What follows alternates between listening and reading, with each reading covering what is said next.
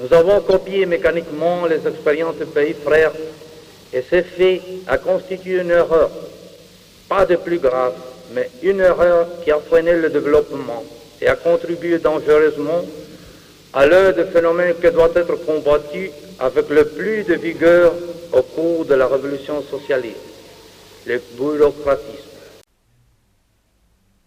Même s'il déclare les honneurs ça m'emmerde et qu'il marche de préférence à côté des tapis rouges, cet anticonformiste volontiers débraillé, qui ignore la langue de bois, rappelle partout la justesse et l'urgence de la libération des pays du tiers-monde.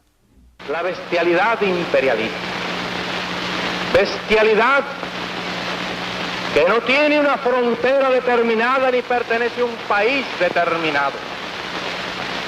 Bestias fueron las hordas hitleristas, como bestias son los norteamericanos hoy, como bestias son los paracaidistas belgas, como bestias fueron los imperialistas franceses en Argelia.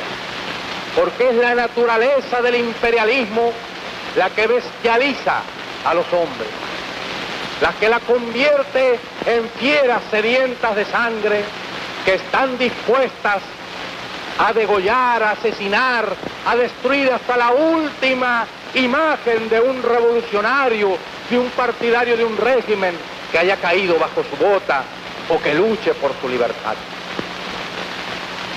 Y la estatua que recuerda a Lumumba, hoy destruida pero mañana reconstruida, nos recuerda también en la historia trágica de ese mártir de la revolución del mundo, que no se puede confiar en el imperialismo, pero ni tantito así, nada.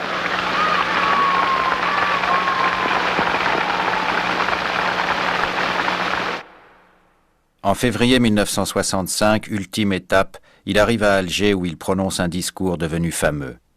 Il ne cite pas nommément l'URSS, mais c'est bien elle qui est visée quand il proclame « Les pays socialistes sont dans une certaine mesure les complices de l'exploitation impérialiste. Le développement des pays qui s'engagent sur la voie de la libération doit être payé par les pays socialistes. »